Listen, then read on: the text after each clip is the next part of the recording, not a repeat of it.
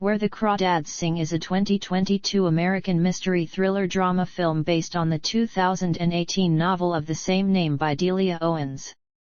It was directed by Olivia Newman from a screenplay by Lucy Alibar, and was produced by Reese Witherspoon and Lauren Neustadter. Daisy Edgar Jones leads the cast featuring Taylor John Smith, Harris Dickinson, Michael Hyatt, Sterling Macer Jr., Jojo Regina, Garrett Dillahunt, Anna O'Reilly, and David Strathairn.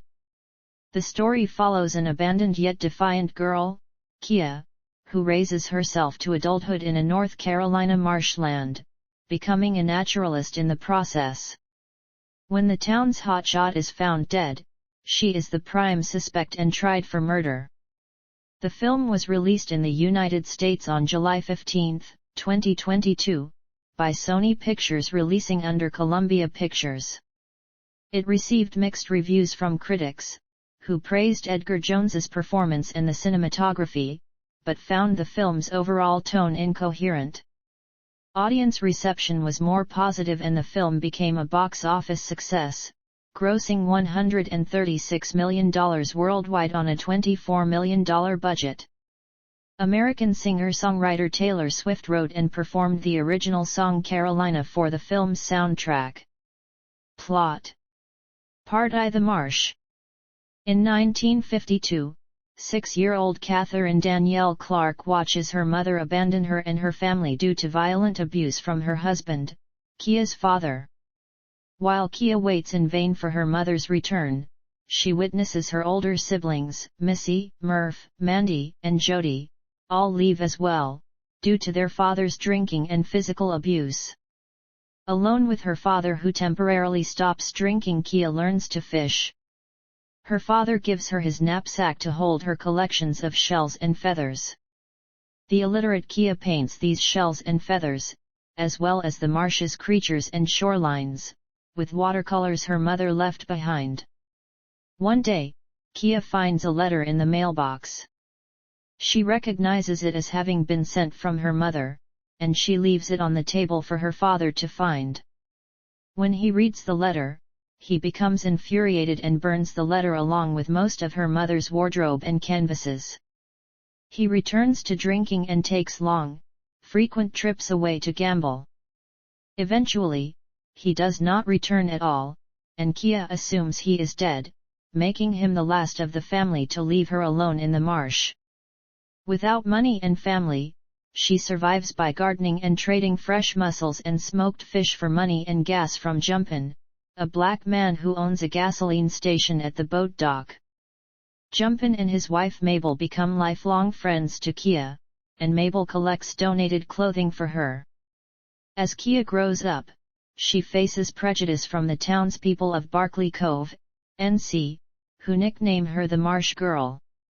She is laughed at by the school children the only day she goes to school and is called nasty and filthy by the pastor's wife.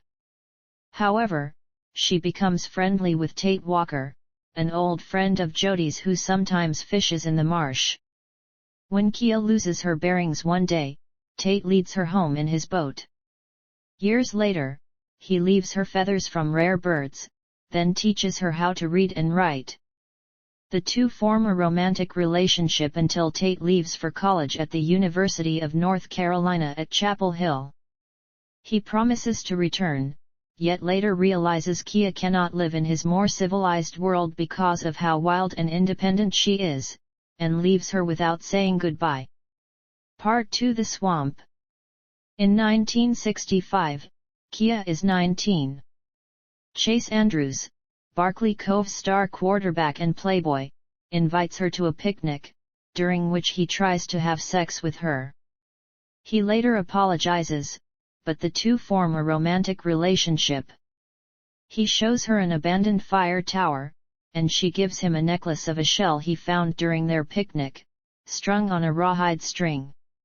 Despite her suspicions, she believes Chase's promises of marriage and consummates their relationship in a cheap motel room in Asheville, NC.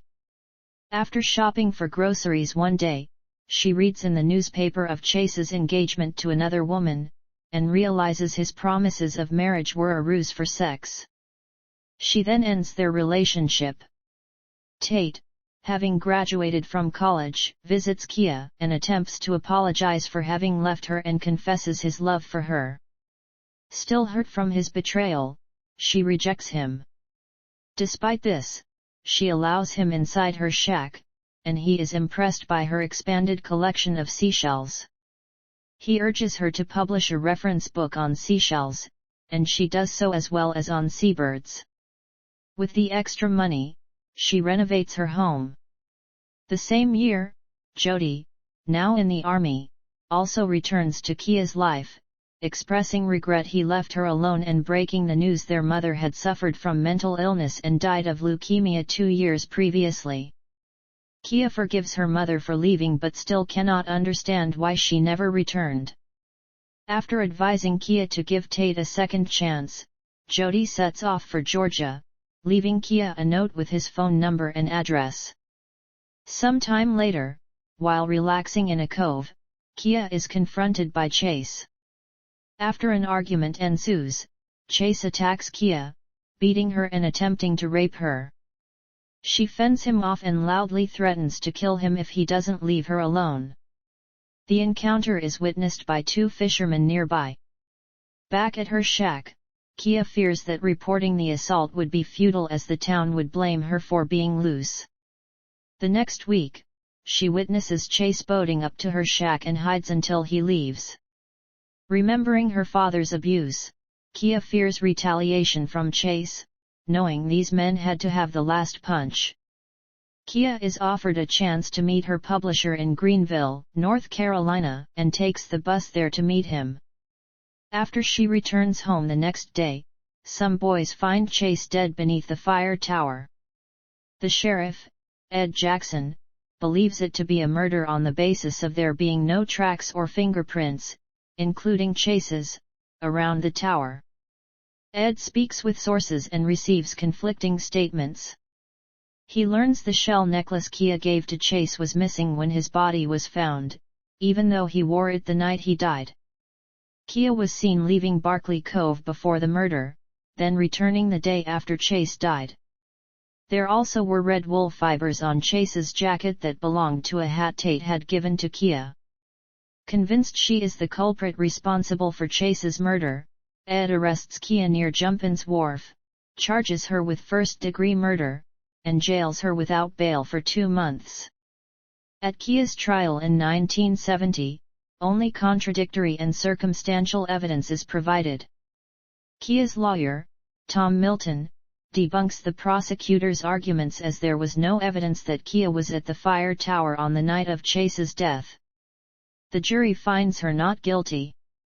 She returns home and reconciles with Tate. They live together in her shack until she dies peacefully in her boat at the age of 64. Later, while searching for Kia's will and other documents, Tate finds a hidden box with some of her old possessions and realizes that Kia had written poems under the name of Amanda Hamilton, the poet frequently quoted throughout the book. He also finds a poem that virtually describes the murder of Chase, obviously written from the murderer's point of view. He then finds, underneath the poems, the shell necklace Chase wore until the night he died. There is a clear implication that Kia had killed Chase. Tate then burns the rawhide string and drops the shell onto the beach, choosing to hide Kia's secret forever. Ethology. Ethology, the study of animal behavior, is a topic that is covered in the book. Kia reads about ethology, including an article titled Sneaky Fuckers, where she learns about female fireflies, who use their coded flashing light signal to lure a male of another species to his death, and about female mantis who lure a male mate and start eating the mate's head and thorax while his abdomen is still copulating with her. Female fireflies draw in strange males with dishonest signals and eat them. Mantis females devour their own mates. Female insects, Kia thought, know how to deal with their lovers. 274. Meaning of title. Crawdad is an American slang word for crayfish. These crustaceans cannot sing, but when Kia's mother encouraged her to explore the marsh, she would often say, "Go as far as you can way out yonder where the crawdads sing." When Tate also used the phrase, she asked him the meaning and he replied, "Just means far in the bush where critters are wild, still behaving like critters." Delia Owens was inspired to use the phrase because her own mother had used it when she was a child. Reception. The book was selected for Reese Witherspoon's Hello Sunshine Book Club in September 2018 and for Barnes & Noble's Best Books of 2018. By December 2019, the book had sold over 4.5 million copies, and it sold more print copies in 2019 than any other adult title, fiction or non-fiction. It was also number 1 for 2019 on Amazon.com's list of most sold books in fiction. It topped the New York Times Fiction Bestsellers of 2019 and the New York Times Fiction Bestsellers of 2020. In late December 2020, the New York Times listed it as the number 6 hardcover bestseller that year. In 2022, Publishers Weekly ranked it the 14th best-selling book of 2021, with sales of 625,599 copies, and as of late February 2022, the book had spent 150 weeks on the bestseller list. In April 2022, it was reported that the book had sold 12 million copies. By July 2022, the book had sold over 15 million copies, making it one of the best-selling books of all time. Since crawdad is a regional term, it sparked a rise in online queries about the word's meaning.